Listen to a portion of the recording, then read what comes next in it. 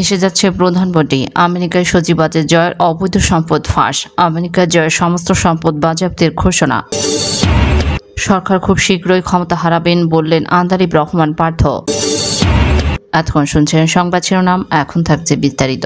যুক্তরাষ্ট্রের সচিবাজের জয়ের ৩২ কোটি টাকার বিলাসবহুল বাড়ি। সচিবাজের জয়, যিনি যুক্তরাষ্ট্রের সচিব আহমেদ ওয়াজেদ নামে পরিচিত, তার আয়ের মূল উৎস হল যুক্তরাষ্ট্রের নাগরিক হিসেবে তার এবং তার স্ত্রী ক্রিস্টিনা ওয়াজেদের সম্মিলিত ইনকাম। কিন্তু আমরা অনুসন্ধানে তাদের এমন কোনো ব্যবসা প্রতিষ্ঠানের সন্ধান পাইনি যা থেকে তারা যুক্তরাষ্ট্রের ভার্জিনিয়া অঙ্গরাজ্যের মতো জায়গায় বিলাসী বাড়ি ক্রয় করতে পারে। গোয়েন্দা সূত্রে আমরা খোঁজ পেয়েছি সচিবাজের জয় তার নিজের নামে 10411 নামে পার্কার হাউস ভার্জিনিয়াতে একটি বাড়ি কিনেছেন। বাড়িটির বিক্রি সংক্রান্ত পাবলিক রেকর্ড থেকে জানা যায় 2018 সালের 30 ডিসেম্বর অর্থাৎ রাতের ভোরে সেই বিতর্কিত নির্বাচন অনুষ্ঠানের 2 সপ্তাহ আগেই বাড়িটি 32 লাখ মার্কিন ডলার দিয়ে ক্রয় করে নেন সচিবাজের জয়, যা বাংলাদেশি টাকায় 32 কোটি টাকার উপরে। বিলাসবহুল এই বাড়িতে জয় বর্তমানে থাকলেও জয়ের নামে পুরানা ঠিকানা হিসেবে আরেকটি ঠিকানা ব্যবহার করায় আমরা প্রমাণ পেয়েছি জয়ের পাবলিক রেকর্ড থেকে, যেটি ঠিকানা হলো 9911 Millrun ride, Great Falls, Virginia.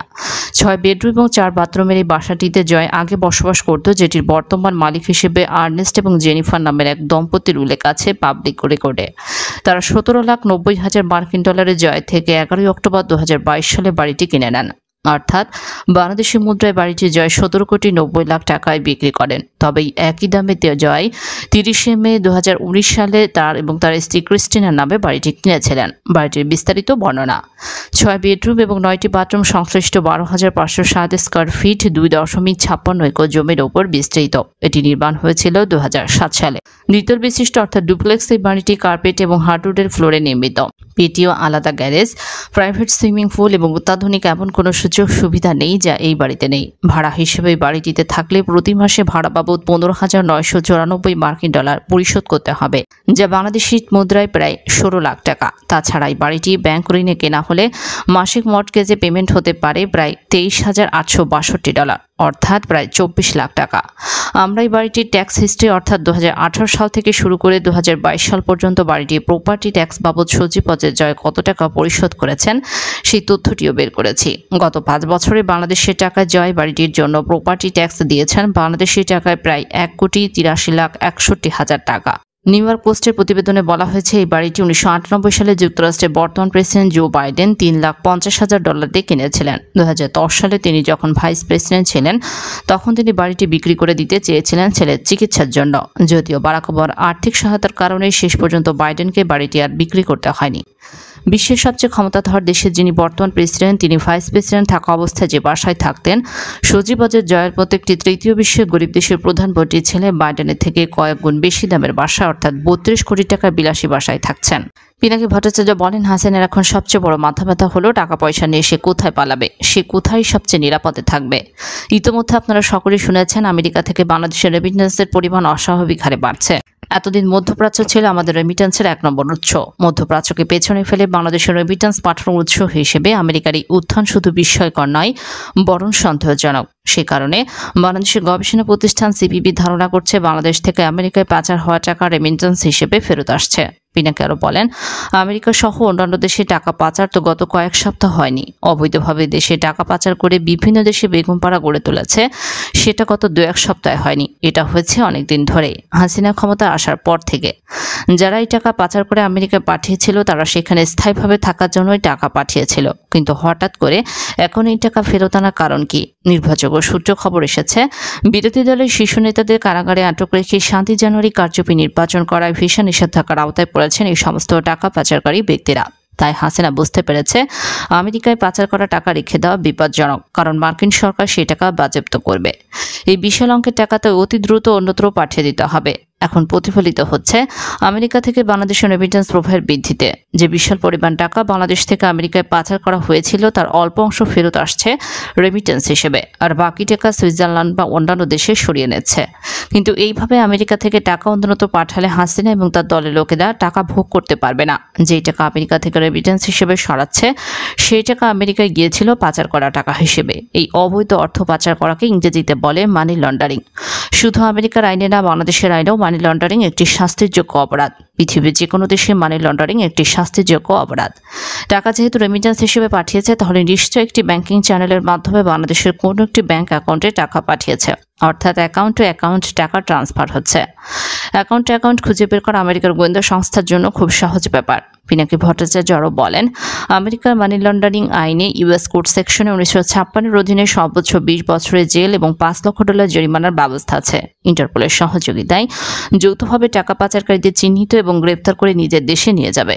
ইন্টারপোলের একটি খবর বলছে, পৃথিবীর 22টি দেশের সাথে সমন্বিত প্রচেষ্টায় 2021 সালের জুন থেকে সেপ্টেম্বরে সংঘটিত একটি অপারেশনে তারা মানি লন্ডারিং এর সাথে যুক্ত 1003 জন ব্যক্তিকে গ্রেপ্তার করেছে।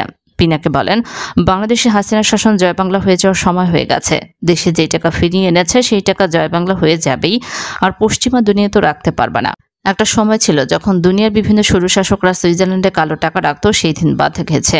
সুইজারল্যান্ডে পাচার করা টাকা আমরা যেভাবে বাংলাদেশে ফিরিয়ে আনবো শোনেন। পিনাকি ভট্টাচার্য বলেন, শুধু সুইজারল্যান্ডে পাচার করা টাকাই না, উন্নত বিশ্বে পাচার করা সব টাকা ফেরত আনা যাবে। কিভাবে আমরা টাকা ফেরত আনবো আজকের আলাপ সেটা নিয়ে। সুইজারল্যান্ড থেকে দ্বিতীয় বিশ্বে লুট করা টাকা ফেরত আনার যে পদ্ধতিগত আন্তর্জাতিক আইনি কাঠামো, তার নাম হচ্ছে STAR বা স্টোলেন অ্যাসেট রিকভারি। এটি ওয়ার্ল্ড ব্যাংক এবং ইউএনের একটি উদ্যোগ, যেখানে সুইজারল্যান্ড একটি অংশীদার। এটি গেল আন্তর্জাতিক উদ্যোগ। আর সুইজারল্যান্ডের নিজস্ব সংস্থা আছে সুইজারল্যান্ডের বার্নে, তার নাম ট্যাক্স ফর অ্যাসেট রিকভারি। এটার কাছে বাড়িয়ে চালানো যাবে ছোট বড় সব চোরের জন্য। পিনাকি আরো বলেন, বাংলাদেশের সব মানুষ যারা সুইস ব্যাংকে টাকা রেখেছেন, আমরা প্রথমে বুঝতে পারবো না কার টাকা ক্লিন আর কার টাকা ডার্টি। তাই ট্যাক্স ফর অ্যাসেট রিকভারি এর মধ্যে বাড়ি চালান করা হবে। আর যারা আওয়ামী লীগের বিভিন্ন পদ পাওয়ার জন্য কোটি টাকা দিয়ে পদ কিনেছেন, এখন ছাত্রলীগের পদ তো কোটি টাকায় বিক্রি হয়। এই পদে থাকার জন্য আপনাদের ফাইল করা হবে illicitly acquired assets of foreign politically exposed persons, সংক্ষেপে পিপি। এই পদ্ধতিতে হাইতির সাবেক একনাথ দুভিলের টাকা উদ্ধার করে হাইতিতে পাঠানো হয়েছে। ফিলিপাইনে মার্কোসের টাকা উদ্ধার করে ফিলিপাইনে পাঠানো হয়েছে। এইটা যে আইনে হয় তার নাম Federal Act on Freezing and Restitution of Illicit Assets Held by Foreign politically exposed Persons. সব টাকা আগে ফিক্সড করা হবে। কিভাবে কাজ করতে হবে খুব সুন্দরভাবে গাইডলাইন দেওয়া আছে এই আইনে। পিনাকি ভট্টাচার্য আরো বলেন, অ্যাসার্টস রিকভারি এর মধ্যে মোট স্টেপ হচ্ছে 8টি। একটু সময় লাগে, কিন্তু এটা যদি প্রমাণ করা যায় দুর্নীতির টাকা, তাহলে অবশ্যই এটা ফিরিয়ে আনা যায়। আর বাংলাদেশে যারা টাকা পাচার করেন তারা জানেন আপনি 1 টাকাও বাইরে নিতে পারবেন না যদি বাংলাদেশ ব্যাংক পারমিশন না দেয়। তাই এইটা যে ডার্টি মানি সেটা প্রমাণ করা আমাদের জন্য খুব সহজ হবে। যেভাবে আমরা কাজটা শুরু করব, কাজটি শুরু হবে সুইজারল্যান্ড দিয়ে।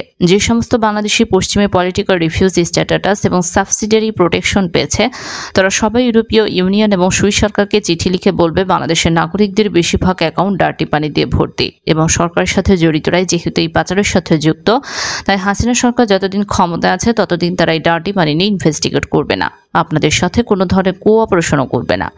ইউরোপের নৈতিক দায় আছে নিজে নিজে এটা দিয়ে ইনভেস্টিগেট করা। তারা যেন নিজেরাই তদন্ত শুরু করে। সুইজারল্যান্ডের বিলিয়ন বিলিয়ন ডলার লুটের টাকা ফেরত দিয়েছে দ্বিতীয় বিশ্বের দেশগুলোকে, বাংলাদেশের টাকাও ফেরত দেবে। পৃথিবীর সব উন্নত দেশে সুইজারল্যান্ডের মতো আইন আছে পাচার করা টাকা ফিরিয়ে আনার জন্য। পিনাকি বলেন, চেষ্টা করেও এই টাকা বাঁচাতে পারবেন না। ওই টাকা আমাদের জনগণই, এইটা আমাদের জাতীয় সম্পদ। এই টাকা উদ্ধার করা আমাদের জাতীয় দেশপ্রেমের দায়িত্ব। টাকা ভোগ করতে পারবেন না শুধু তার না, যার টাকা তো তার কাছে ফেরত যাবেই। বাংলাদেশ তো আপনার উপনিবেশ না যে লুট করবেন। বাংলাদেশে 18 কোটি মানুষের রক্ত পানি করা অর্জিত টাকা আপনি হাসতে হাসতে ডাকাতি করে নিয়ে যাবেন, আর আমরা বসে বসে দেখব। এইটার শাস্তি তো শুধু টাকা ফেরত দেওয়া না, বাংলাদেশের জনগণের সম্পদ চুরি করার জন্য বাকি জীবন জেলখানায় কাটাবে। পিনাকি ভট্টাচার্য বলেন, ইতিহাসের শাস্তি ভয়ঙ্কর। হাসিনা, তুমি কখনো ভাবনি এই দিন তোমার আসবে। বাংলাদেশের মানুষের মুক্তি সমাগত, তোমার দিন শেষ। পিনাকি বলেন, আমাকে অনেকে জিজ্ঞাসা করে আপনার অ্যাম্বিশন কি। আমার একটা অ্যাম্বিশন বাংলাদেশের লুটের টাকা দেশে ফিরিয়ে আনা। আমি জানি আমি তুচ্ছ ক্ষুদ্র মানুষ, আমি জানি আমার সামর্থ্য, বিদ্যা, দক্ষতা ক্ষুদ্র। তারপরও আমার মতো এই তুচ্ছ ক্ষুদ্র মানুষকে সৃষ্টিকর্তা এই মহৎ কাজ সম্পাদনের যোগ্য শক্তি, সাহস আর দক্ষতা যেন দেন, এই দোয়া আপনারা করবেন। বাংলাদেশের জনগণের ওই লুটের টাকা ফিরিয়ে আনার হিম্মতের মধ্যে লুকিয়ে আছে আগামীর বাংলাদেশ নামের মাতৃভূমি, যা হয়ে উঠবে এক অমিত সম্ভাবনার নাম।